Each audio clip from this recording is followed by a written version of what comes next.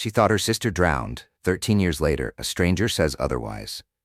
13 years ago, Juniper Garraway vanished beneath the glassy surface of Crescent Lake. Her shoes were found on the dock, her towel folded. The search turned up nothing. No body, no evidence, just water and silence. They told Celeste it was an accident, a tragic drowning, that no child survives those depths. But now, a stranger with a cigarette voice and a scar across his cheek has called her cell phone at midnight. He says Junie's not dead, and worse, he says her husband knew. Now the lake isn't just a grave. It's a secret buried too deep for too long. And Celeste is about to drag it all back to shore. The alarm went off at 5:15 a.m., but Celeste had already been awake for an hour. The hum of the refrigerator downstairs, the distant bark of a neighbor's dog, it all echoed louder in the dark. Sleep hadn't come easy in years, but this morning it had barely brushed her. She sat on the edge of her bed in the worn flannel pajamas Noel gave her 2 Christmases ago. The cotton was thinning at the knees. She rubbed her temples, willing the pressure behind her eyes to fade before her shift at the ER. The light outside her window was still a muted steel gray. Snow would come early this year. She could feel it in her joints. Downstairs, she brewed the first pot of coffee and left a note on the counter, the same way she had for over a decade. Noel, eggs in fridge. Don't forget your shift at Valley Co-op. Love you. He hadn't responded to the last 3 notes. She wasn't sure if it meant he was angry or just drifting further into himself. Since his university withdrawal last spring, he'd barely spoken. Celeste didn't blame him. There were days she didn't want to speak either. On her way out the door, she paused by the side table. Her eyes flicked to the picture frame next to her keys. A candid photo of 3 children at Crescent Lake Lodge. Junie in her pink bathing suit, laughing with a slice of watermelon in hand. Noel, skinny and grinning with wet hair clinging to his forehead. A 3rd child, Graham's niece, Paige, flicking lake water at them from a towel. Celeste's fingers grazed the frame. The last photo of Juniper alive, outside, the air bit at her cheeks. She started the truck and let the heater cough itself awake. The roads were slick from last night's mist, and the pine trees that lined Route 29 stood like silent sentinels. As she drove toward Hollow Pines General Hospital, her phone buzzed from the passenger seat. A blocked number. She ignored it. Most likely another bill collector or a telemarketer pretending to be a cop. But then it buzzed again and again. She tapped the speaker button with one gloved hand. Hello? A pause. Then, Mrs. Garraway? Celeste's grip tightened on the wheel. Who is this? I don't expect you to believe me, the voice said. Male. Mid-40s, maybe older. There was a rasp in his tone, like gravel over asphalt. But I knew your daughter, Junie. Celeste's breath caught. The voice continued. She didn't drown. And your husband? He lied to you? All of you. The line went dead. Celeste pulled over, tires crunching ice at the shoulder. Her heartbeat was thunder in her ears. She stared at the blank screen, her mind spinning like a carousel she couldn't get off. Junie didn't drown. It was absurd. It was impossible. It was cruel. But even as she told herself that, another part of her, a small, trembling part she'd buried under a mountain of grief, screamed, "What if it's true?" She pressed the phone to her chest. The sun had just begun to rise over the trees, spilling pale gold across the frostbitten fields. Her breath fogged the windshield. She hadn't believed in miracles in 13 years. Not since the police had called it an accident. Not since Graham had wept over their daughter's empty shoes and told Celeste he'd turned away for just 1 second. But now, she turned the truck around. 20 minutes later, she stood in the garage, her knees creaking as she pulled down the storage bin marked Lake Trip, 13 years. Graham had packed it himself after the funeral. What little there was of it. Junie's towel, her flip-flops, a cracked pair of pink goggles. All of it still smelled faintly of mildew and pine. At the bottom of the bin was a dented first aid box. Celeste didn't remember packing it. She didn't remember much from those days, but the latch clicked open easily. Inside, between rolls of gauze and antiseptic wipes, was something she'd never seen before. A small, cloth-bound journal with a unicorn sticker on the front. She opened it. The first page read, "If you're reading this, I'm probably dead, or missing. Or maybe I just couldn't say this out loud, but something weird happened at the lake. Dad says not to tell, so I won't, except here." Celeste's knees gave out. She sat hard on the cold concrete floor, the journal clutched in her shaking hands. Her eyes blurred as she flipped through the pages. Some were nonsense, childish doodles, stories about campfires and lake monsters, but others hinted at something darker. Dad and Uncle Reed argued again. I heard them at night. They said something about the girl and how it can't happen again. Dad got mad when I asked about the boat. He said I imagined it. Why did he lock the storage shed? Celeste pressed her palm to her forehead. Reed was Graham's childhood friend, had helped run the lodge that summer. She hadn't seen him in years. Moved to Canada. Vanished from their lives. Suddenly, the journal felt heavier in her hands. Not just a child's diary. A possible confession, a breadcrumb. She stood slowly and looked around the dim garage. The house creaked above her. Somewhere, Graham was asleep in the guest room, hungover and unaware. She should call the police. She should call Noel. But instead, Celeste picked up the journal, held it to her chest like a talisman, and whispered a name she hadn't said out loud in years. Junie? The journal didn't leave Celeste's hand as she moved through the house. She walked barefoot across the kitchen tile, the floor cold beneath her, and made her way upstairs without turning on the lights. The only sound was the creak of the steps and the distant tick of the old grandfather clock Graham insisted on keeping, even after its pendulum stopped years ago. The guest room door was cracked open. Graham lay face down on the bed in yesterday's clothes, snoring softly, his shirt twisted beneath him like a snake. The thick scarring on the left side of his neck caught the early morning light, remnants from the fire that had ended his firefighting career. Celeste watched him for a long moment, wondering how many lies a man could hide behind sleep. 13 years ago, she had believed him. Believed that Junie had wandered into the woods alone, that he'd looked for her, screamed her name until his voice broke. Believed the investigators when they said mountain cats roamed the area. Believed the lake was too deep to recover a body. But now, this journal, this call.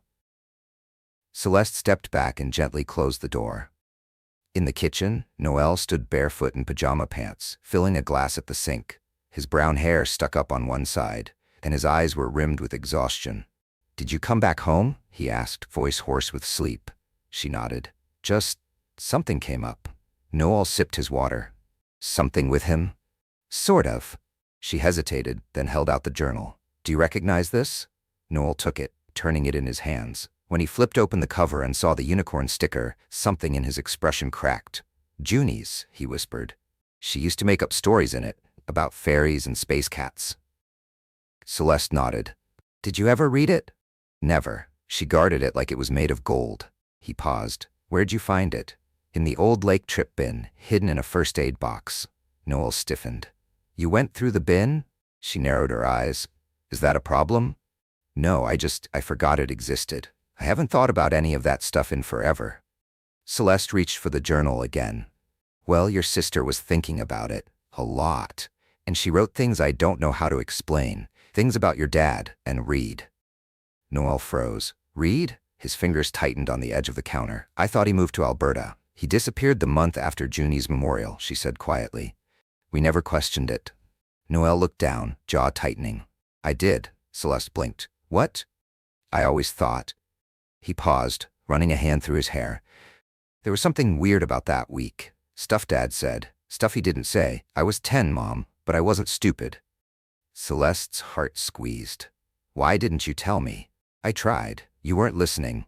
You were working doubles, falling asleep on the couch in your scrubs, crying in the shower when you thought I didn't hear. I didn't want to add more."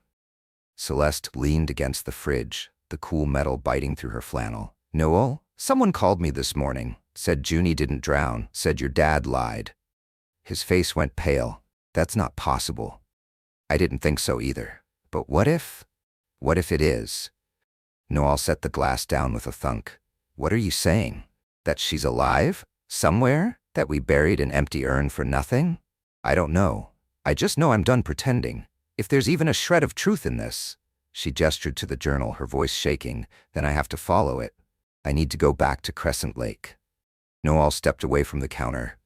"You're going back to the lodge?" "I need to see it, with new eyes." He was quiet for a long time. Then, "I'm coming with you." Celeste looked at her son, taller now than she remembered, with Graham's sharp jaw and her brother's stormy eyes, and nodded. They left that afternoon. The drive took 4 hours, through narrow highways flanked by forest, past faded signs for waterfalls and hiking trails, until the lake revealed itself in a silver glint through the trees. Crescent Lake. Deep as legend. Locals used to say it never gave back what it took. The lodge had long since closed, its windows boarded and roof sagging under years of moss and snow. A for sale by owner sign leaned crooked in the overgrown yard. Celeste parked at the edge of the gravel drive where dandelions poked through like yellow knives. "This place looks like a ghost swallowed it," Noel murmured. Celeste stepped out of the car, gravel crunching beneath her boots. The air smelled like cedar and cold water. She could hear the faint lapping of waves down by the dock. "I want to see the shed," she said. Noel nodded. "I remember where it is." They walked in silence through the trees behind the lodge, the same path they'd taken that day 13 years ago. The same one she'd raced down screaming Junie's name. The shed sat crooked against a backdrop of ferns, padlocked and covered in rust. "Stand back," Noel said. He kicked at the old latch until the wood splintered. The door creaked open. Inside, the light was dim and dusty. Rodent droppings scattered the floor. A metal table stood in the center, a fire extinguisher beside it, and against one wall, a scorched patch of wood. Blackened and cracked. Celeste crouched. Something had burned here, not long, not completely, but the scorch marks were deliberate, and beneath them, ash. Noel stood behind her. "They said the fire that injured Dad happened at work, but he never told me which building. No incident reports, no paperwork." Celeste looked up slowly. "You think this is where it happened?" He didn't answer. Instead, he bent down and reached under the table. A moment later, he pulled out a small metal box, paint peeling, a firefighter emblem still visible on the side. He opened it. Inside was a melted phone, and beside it, a child's bracelet. Pink beads, some of them scorched. The letter J dangling from a singed elastic loop. Celeste stared at it, then at her son. "What the hell happened here, Noel?" He swallowed. "I think we're finally going to find out." They didn't speak on the drive home. Noel kept his eyes fixed on the road, his knuckles white on the steering wheel. Celeste held the melted phone and Junie's bracelet in her lap, wrapped in a clean handkerchief. She couldn't look away from them. The beads still smelled faintly of smoke. The J charm jingled softly every time the truck hit a bump. It wasn't just evidence, it was a message. "I was here. Something happened." And no one ever came back to look. By the time they reached their driveway, the sky had dimmed into that cold, blue-gray haze that hangs over the mountains before snowfall. Celeste sat motionless in the truck even after Noel killed the engine. "You go in," she said. "I need to make a call." Noel hesitated. "You sure?" She nodded. After he disappeared into the house, Celeste reached into her coat pocket and pulled out a notepad. She had scribbled the number from the journal earlier that morning, the one Junie had written down without explanation. It had a Washington area code, could have belonged to a ranger, a store owner, could have been nothing, could have been everything. Her hands shook as she dialed. 3 rings, then a click. A gruff male voice. "Yeah?" She cleared her throat. Is the 425-618-9903? Silence. Then slower. "Who's asking?" "I'm Celeste Garraway. You called me this morning." More silence. Then the voice dropped to a whisper. "You shouldn't have called back." "Please," she said, gripping the phone tighter. "You said Juniper didn't drown. You said my husband lied." A heavy exhale on the other end. "I shouldn't have called you at all. It's not safe."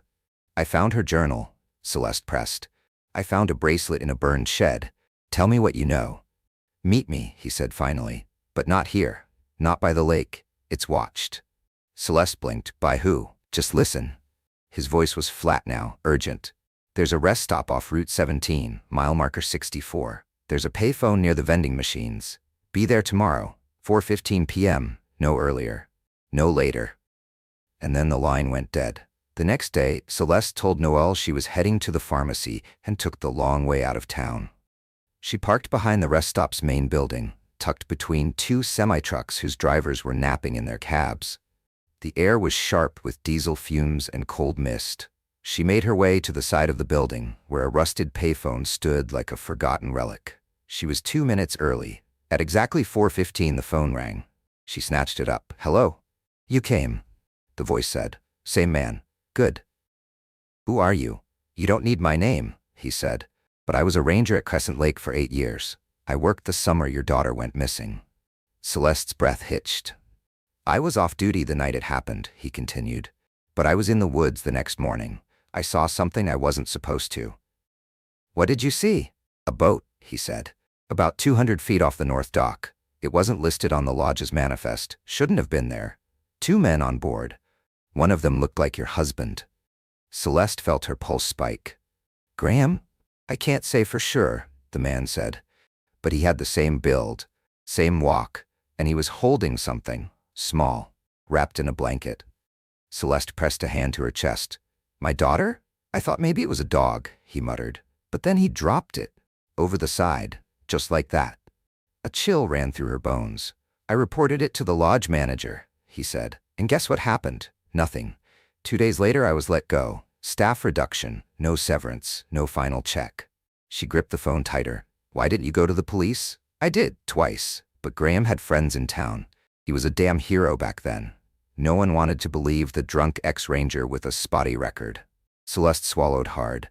And why now? Why call me after all these years? Because I saw something else, he said, and his voice cracked. A girl, a few weeks after the funeral, walking the edge of the lake at dawn. She looked just like your Junie, only older, thinner, scared. What are you saying? I think she didn't die, he whispered. I think they gave her to someone. Celeste couldn't breathe. You still there? He asked. Yes, she choked out. I don't know where she is now, he said, but someone does, someone Graham knows. If you really want answers, dig into Reed Everett. He disappeared for a reason. The line buzzed. Wait, Celeste said. Please, where can I find you? I need to talk to you in person. He hesitated. Then, you ever been to Wild Hollow? No. Then don't go alone. Click. That night, Celeste spread everything on the dining table. The journal, the bracelet, the melted phone, and a copy of the Crescent Lake cabin log from the week Junie vanished. She had printed it at the county clerk's office that afternoon, pretending it was for a family history project. One name stood out among the reservations. Reed Everett. Cabin 6, Graham's old friend, the one who vanished, who had argued with Graham in the middle of the night, according to Junie's journal. The one Noel never liked. Cabin 6 wasn't far from the shed. Celeste leaned back in her chair and looked at the empty seat across from her. She pictured Junie, age 9, eating Cheerios and drawing cartoons in her journal, humming under her breath. Then she imagined her older, gaunter eyes shadowed with fear, walking the edge of the lake in silence. If Junie was alive, if someone had taken her, Celeste didn't care what it cost. She was going to burn their whole world down to bring her daughter home. 2 days later, Celeste stood at the edge of Crescent Lake again, this time with permission. Technically, she had called the county's public lands office and told them she was considering buying the lodge. The real estate listing was old, but still active, and with a modest deposit, she'd secured a 48-hour visitor's pass to evaluate the property. She parked at the far edge of the gravel clearing. Noel stepped out behind her, tugging a hoodie over his dark hair. He scanned the lodge's rotting porch, the warped shutters, the way vines had overtaken the stone chimney. This place looks worse every time we come, he muttered. Good, Celeste said. Maybe no one will notice we're here. Noel followed her through the tangle of grass and dead pine needles toward the lake. A family of geese squawked in the distance, the only movement on the glassy water. The cabins stood like forgotten soldiers along the far path, each one sagging with time and neglect. Cabin 6 is the second to last on the row, Celeste said. How do you even remember that? I don't, she replied. Junie wrote it in her journal. They reached the narrow gravel path that wound through the forested section behind the lodge. Cabin 6 crouched near the end, half its roof slumped like a broken neck. The number had faded almost completely from the wooden post, but Celeste recognized it anyway. The door was padlocked, same as the others, but the back window had long ago been shattered. Noel crouched and pushed through the frame first, then turned and reached for her hand. Careful, he said. Glass on the sill. Inside, the cabin smelled of mold, wet pine, and something else. Faint, metallic, like rust or dried blood. The furniture had been cleared out, but a few broken chairs still leaned against the walls. Water stains bloomed across the ceiling. Near the far corner of the room, just beside the bed frame, was a section of scorched floor. "Jesus," Noel whispered. "Another fire?" Celeste crouched beside the blackened mark. It was circular, about 3 feet wide. Not accidental, not the result of lightning or a tossed cigarette. This had been set on purpose. "Why here?" she murmured. "Why this cabin?" She looked up at the wall behind the burn. A nail stuck out at shoulder height, bent slightly downward. She reached up and ran her fingers along the beam and felt something catch. A panel. She pushed. It creaked open. Inside was a narrow crawl space, no larger than a bread box, empty except for an envelope. Celeste pulled it out with trembling fingers. Noel moved beside her, silent. She opened it slowly. Inside were 4 Polaroids. Each one was old, slightly curled at the corners. In the first, Graham sat on the dock with Reed Everett, both holding fishing poles, both smiling like men with secrets. The second was a photo of Junie in her pink swimsuit, standing in front of cabin 6. The third was darker, blurrier, 2 men loading something into a small boat under cover of night.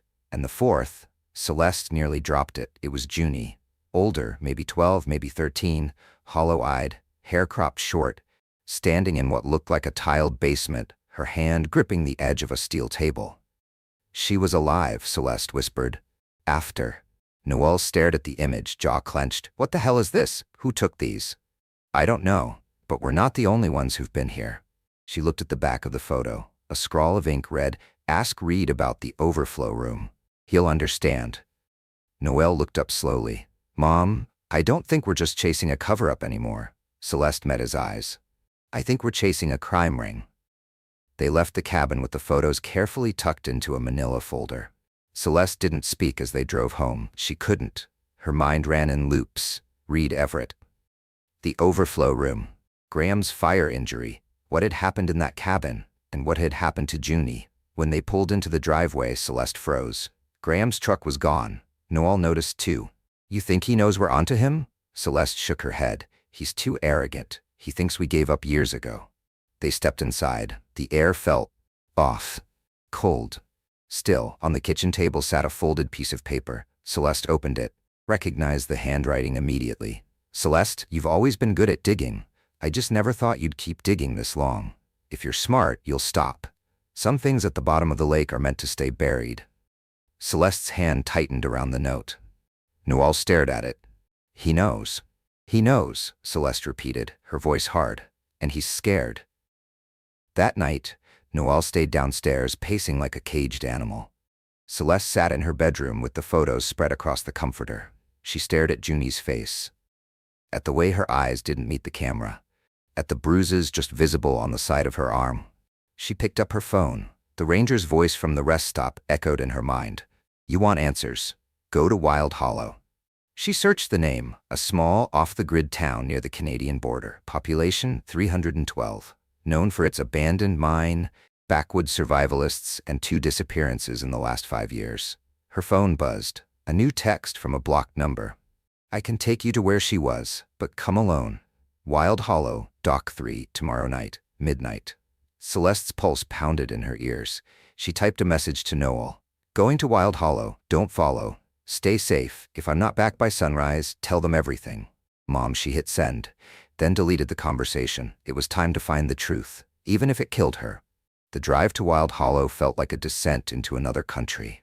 The roads narrowed, the GPS flicker in and out of signal, and every mile seemed to strip the world of sound. By the time Celeste reached the first hand-painted wooden sign, "Welcome to Wild Hollow," founded 1896, the silence was absolute. No birds, no wind, just her own breathing. Dock 3 was hidden behind a cluster of dying birch trees, barely marked.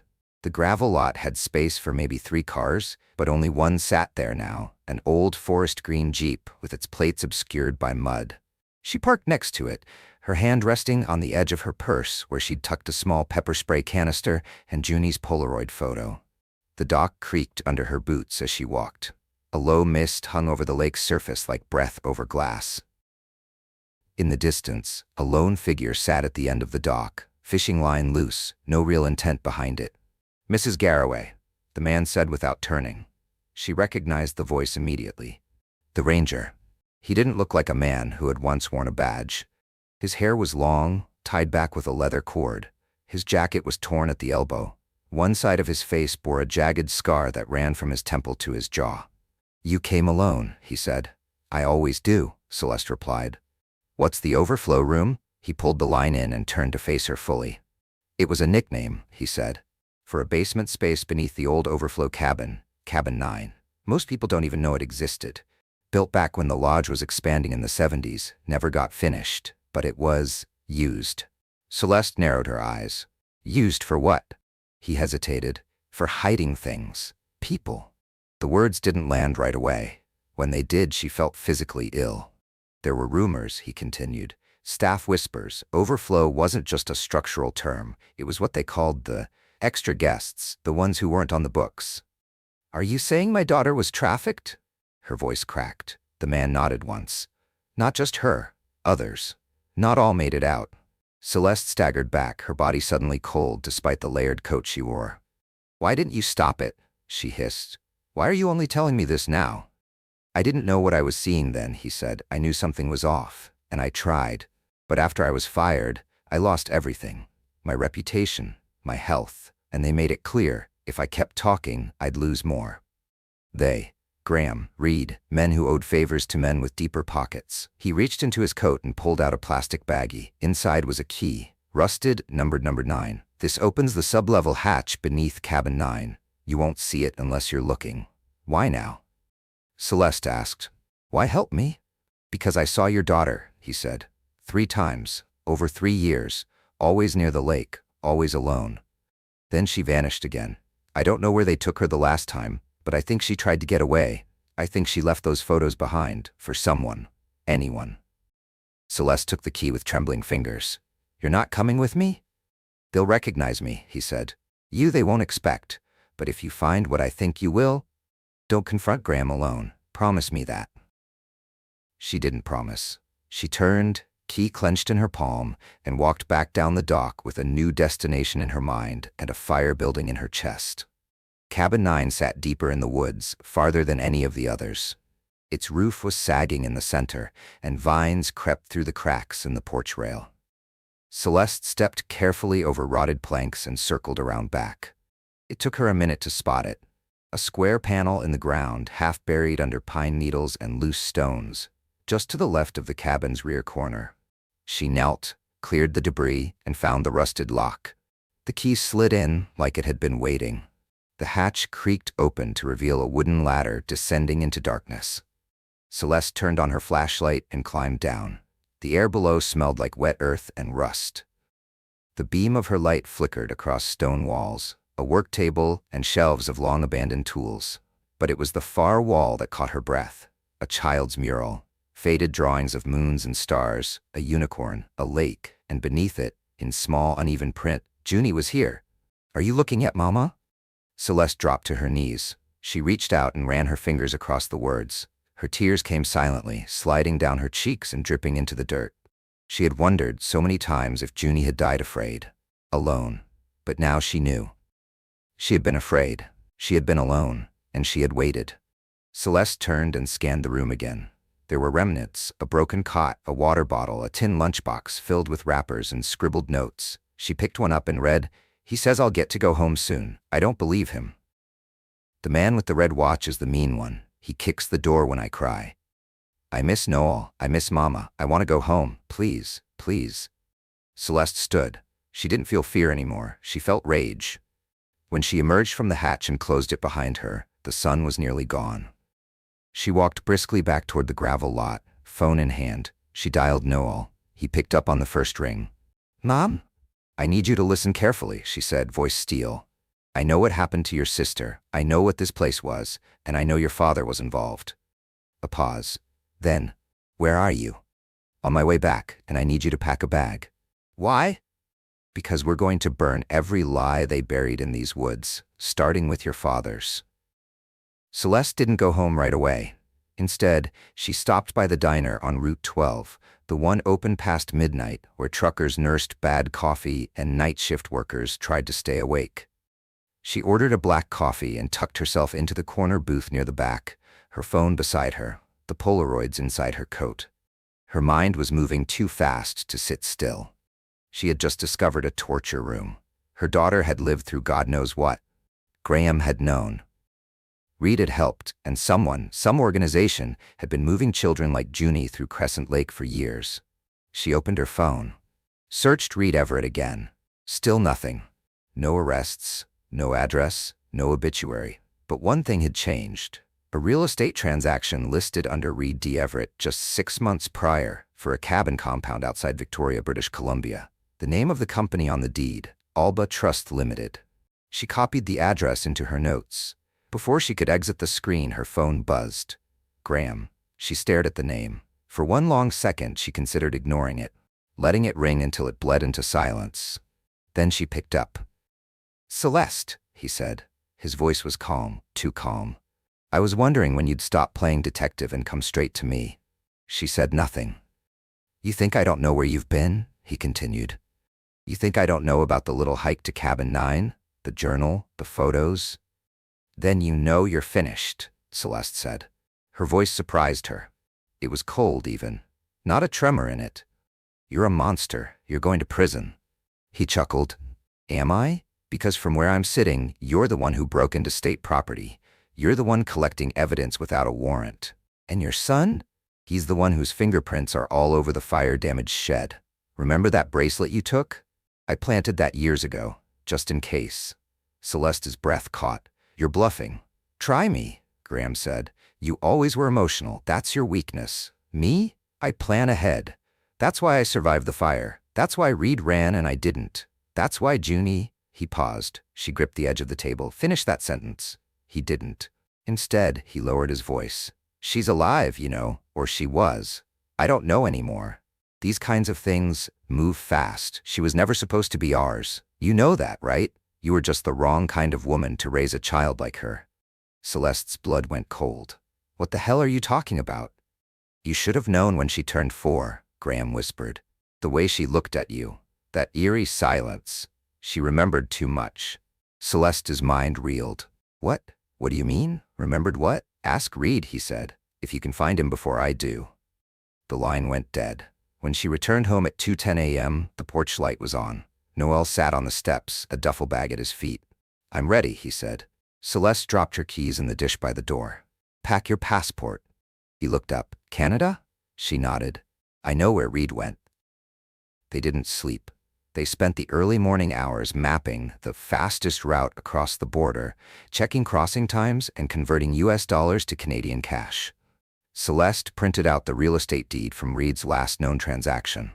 A compound on the edge of a conservation area. No phone number, just coordinates. Noel stared at the map. "Do we call the police?" "I want to," she said. "God, I want to.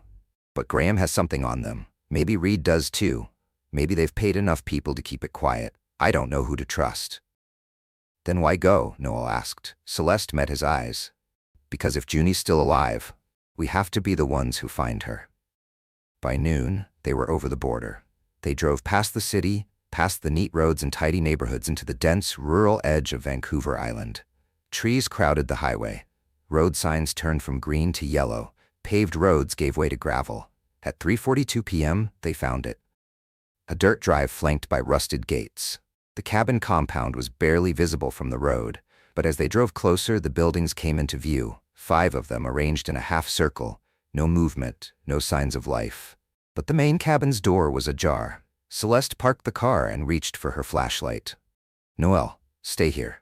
No, she didn't argue. They approached together, every footstep crunching gravel. At the front door, she knocked once. No answer. She pushed it open. The inside was dim. Wood paneling, dusty furniture, and something else. A faint smell. Antiseptic. Bleach. Noel stepped in behind her. "This feels wrong." Celeste scanned the space. The kitchen was untouched. So was the living room. But the back hallway held something different. 4 closed doors. She tried the first, a bedroom, empty. The second, same. The third door was locked. Noel found a rusted fire poker by the fireplace and smashed the knob. The door cracked open, revealing a room. Small, cold. And inside, drawings on the wall, childlike but recent. One showed a girl by a lake. Another, a cabin on fire. And the third, a woman with brown hair holding a girl's hand. Celeste stepped inside, her hand covering her mouth. On the floor sat a wooden crate.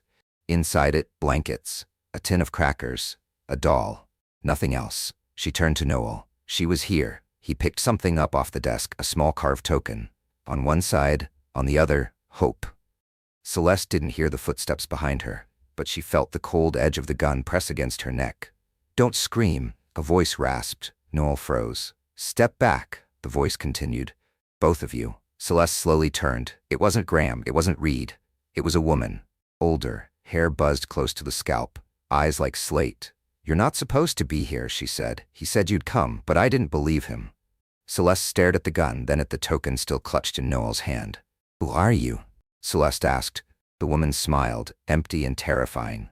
"I'm the one who watched your daughter the night she stopped being a child." The gun didn't waver. Celeste locked eyes with the woman holding it, her muscles tensed like coiled wire. Beside her, Noel stood frozen, still clutching the carved token in one hand and a fire poker in the other. The woman took a step forward. "Toss that metal rod to the corner, kid." Slowly. Noel hesitated. "Now." He obeyed, his eyes never leaving hers. "You're not here by accident," the woman said. "You came looking." Which means Graham's lies finally unraveled. Celeste narrowed her eyes. "Who are you?" The woman tilted her head, smirking. "They used to call me Greta. Not that names mattered to the people I worked for. I wasn't a nurse. I wasn't a teacher. I was a watcher. That's what they called it. I made sure the girls stayed in line, that they didn't talk, didn't cry, and that they didn't run." Celeste's stomach churned. "You watched Junie." Greta's face darkened. She was different. Most of the girls? They gave in. But not her. She stopped crying after the second week, just stared, like she was memorizing everything, like she knew we'd be the ones in cages someday. Celeste stepped forward, fists trembling. "Where is she?" Greta's eyes flickered with something unreadable. "I don't know." "Liar," Noel shouted, stepping forward, but Celeste reached out and held him back. "Don't," she whispered. "Not yet." Greta continued. "I kept her hidden after Graham sold her. I knew the buyer, filthy bastard. He wanted her trained first, but I made sure she stayed here, out of sight, until one day she vanished." "You expect me to believe you protected her?" Celeste spat. "That you helped her?" "I didn't help anyone," Greta snapped. "But Junie, she slipped something into my tea one night. I passed out cold. When I woke up, she was gone. She took money, clothes, a flashlight, and—" her voice broke slightly, "and that token." Noel looked down at the piece in his hand. "She dropped it," Greta said, nodding. "I found it outside the fence 2 days later. It meant she was free, that she'd made it farther than any of us thought she could." Celeste's voice was hoarse. "Why haven't you told anyone?" Greta laughed. "Tell who? The cops? Half of them got paid to ignore the bruises. Or maybe the social worker who lost Junie's file? No, I kept my mouth shut because silence is how you survive." "Then why not kill us now?" Noel asked. Greta lowered the gun slightly. "Because you brought something with you I never expected." She pointed at the Polaroids now lying on the floor, visible from Celeste's open bag. "I took those," she said. "I left them behind when I ran. I thought no one would ever find them." Greta sat down slowly on the edge of the crate. Her hand still held the gun, but it now rested on her thigh, no longer aimed. "I thought no one would care." Celeste stepped forward cautiously. "I care. I always have. I never stopped looking." Greta met her eyes. "Then you deserve to know what she said the night before she ran." Celeste froze. Greta's voice softened. "She asked me if I believed in home. I said no. She said she did, and that one day she'd find her way back to you if the world didn't destroy her first." Tears burned Celeste's eyes. "Where would she go?" Noel asked. "If she was running, if she needed help, where would she go?" Greta shook her head. "I don't know.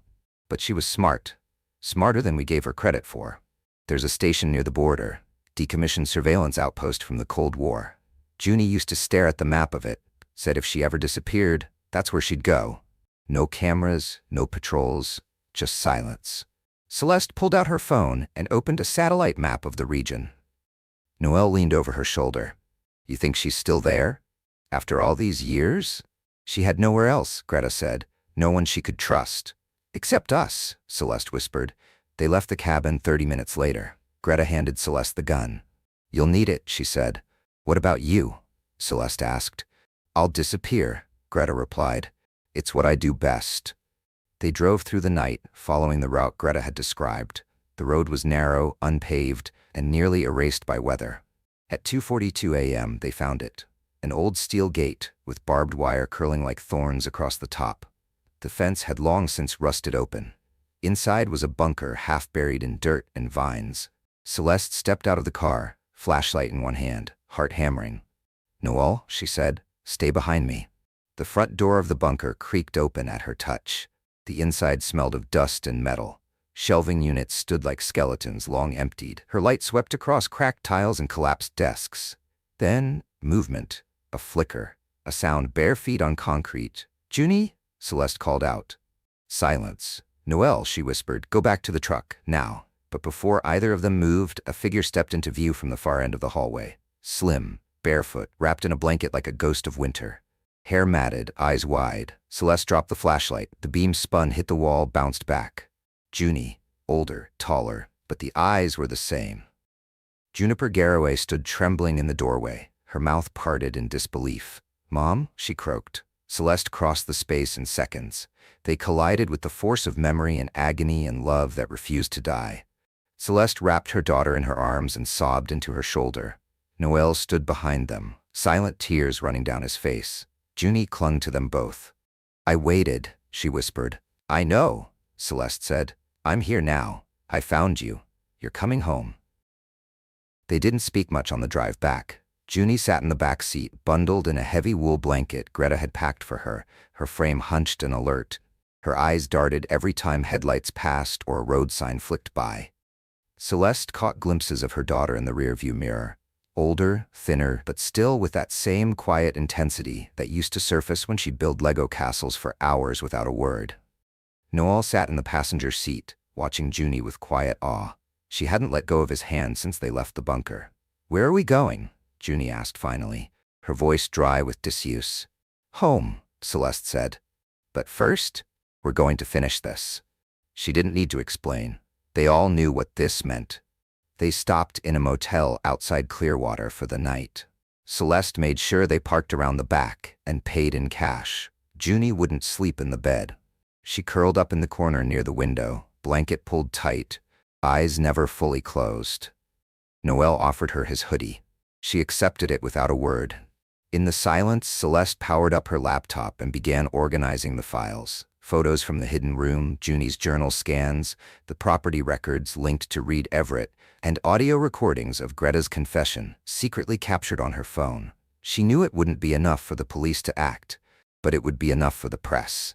She emailed everything to a contact from college, Mira Patel, now an investigative journalist working in Seattle. Her subject line was simple: Systemic Child Trafficking Network, proof attached, names included. Then she pressed send, and she waited. By morning, Mira had replied, "Celeste, this is real. My God. I've already flagged it with our legal team. If you can get me one recorded interview and proof Junie is alive, I can run this by Sunday. I'll protect your names until then. But please, be careful. These people have money. Reach. History." Celeste stared at the email. "It's happening," she whispered. Junie sat at the foot of the bed, now watching her. "He's still out there, isn't he?" Celeste nodded. "Yes, and he knows we're close." They returned to Crescent Lake just after noon. The air was heavy with fog, the kind that clings to pine trees and dampens sound. The lodge was still abandoned, still silent, but the moment they stepped out of the car, Celeste knew something was wrong. The lock on Cabin 9's hidden hatch had been broken. Someone had already been inside. "Stay in the car," Celeste told Junie. "Keep the engine running." "No," Junie said, standing. Her voice was soft but steel. "I'm not hiding anymore." Noel met Celeste's eyes, then nodded. "Let's finish this." They moved as a unit, quiet, fast, deliberate. When they entered the sublevel, the drawings on the wall were gone. So were the wrappers, the lunchbox, the cot.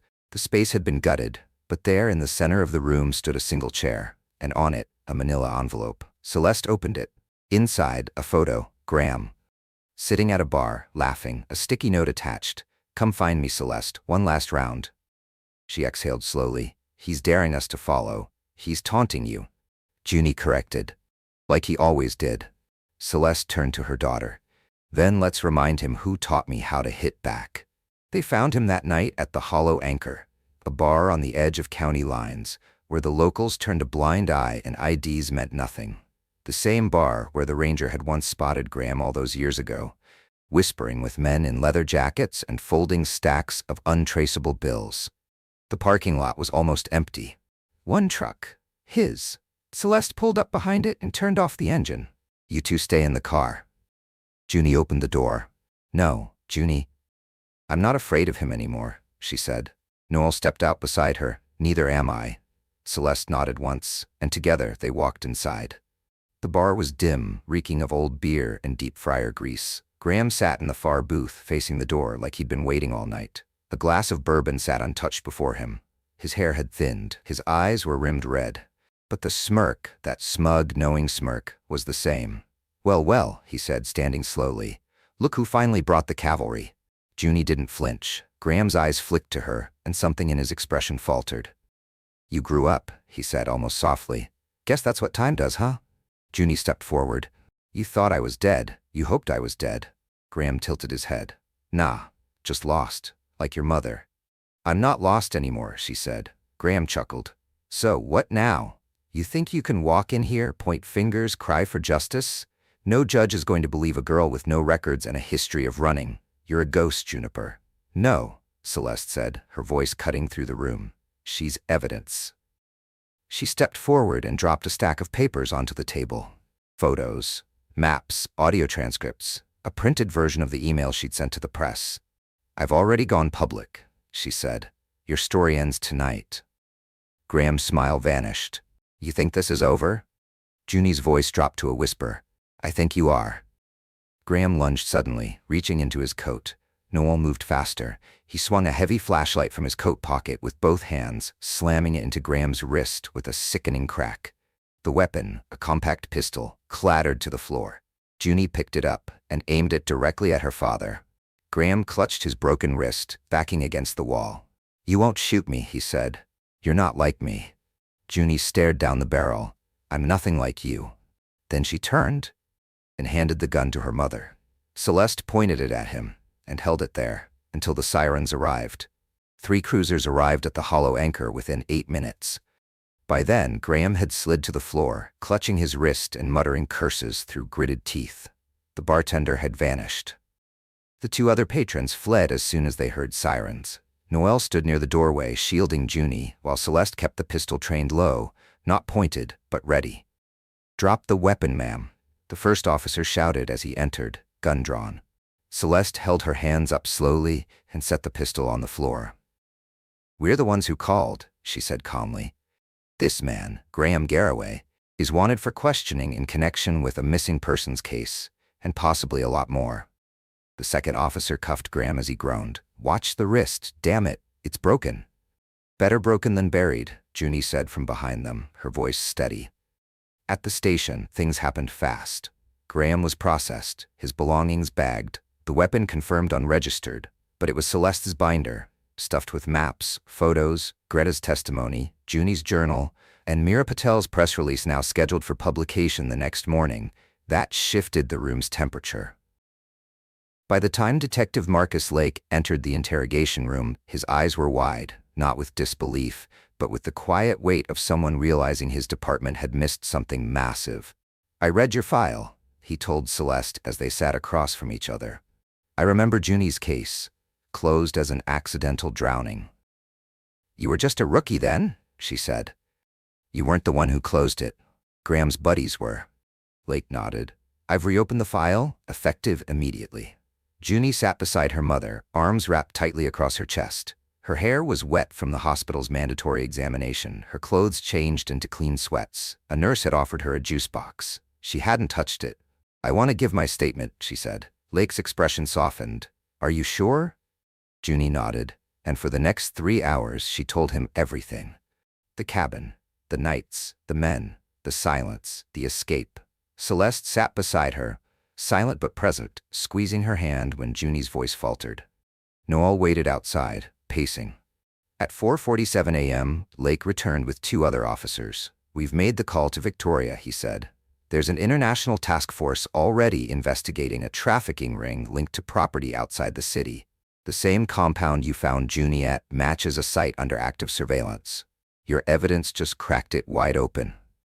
"What happens now?" Celeste asked. "We go public," he said, "fast, before these people scatter."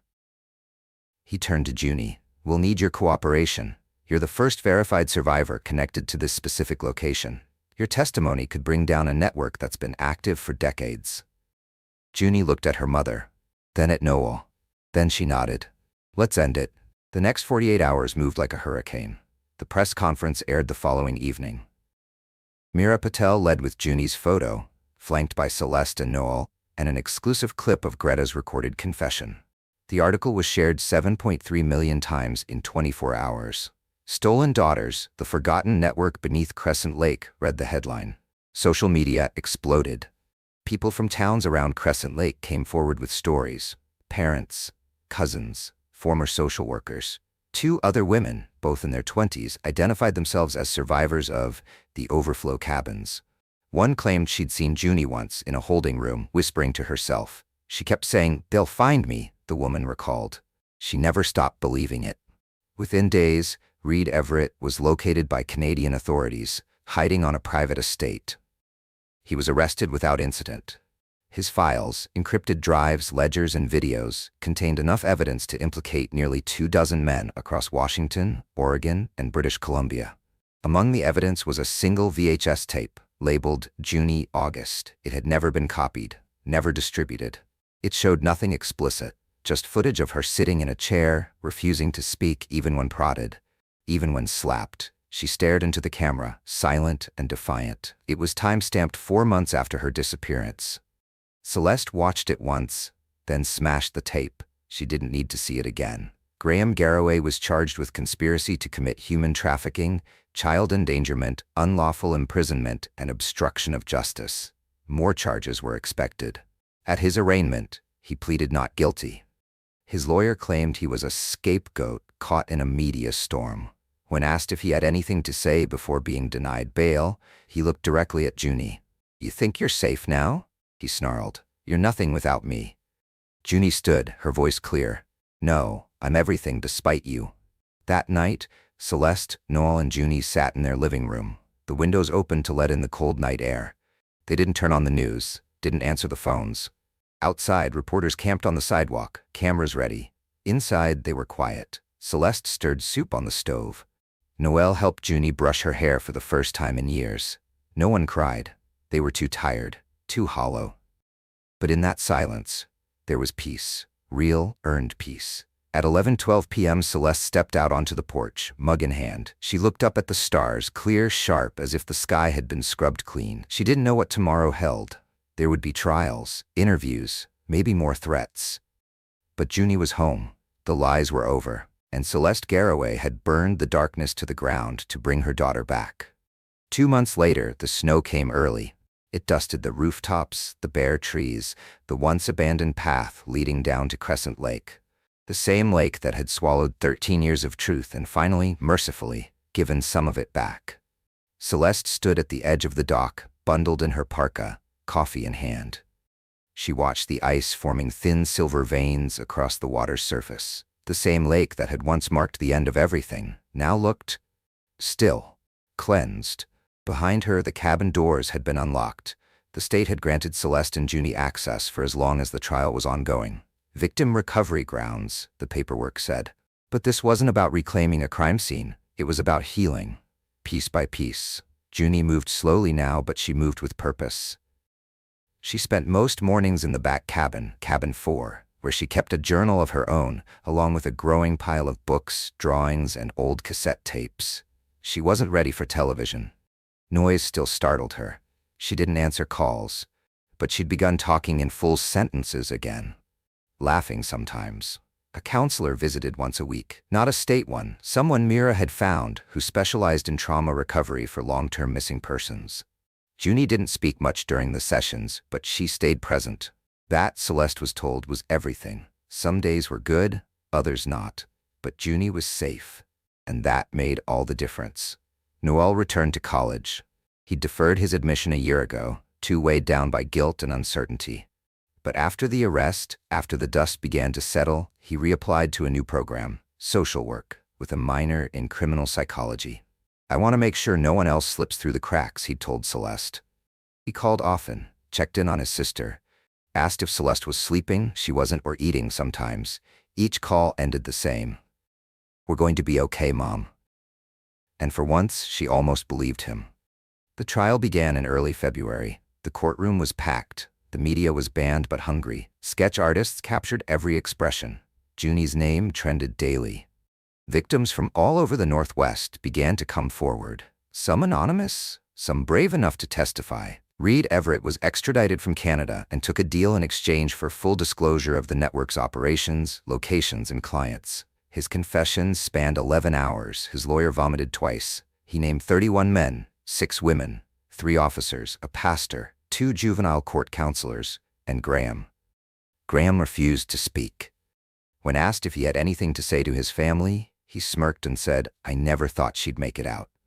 Junie did not attend the trial, but she wrote a statement. It was read aloud on the final day by her attorney. "To the man who once pretended to be my father, you did not destroy me. You tried, but you failed.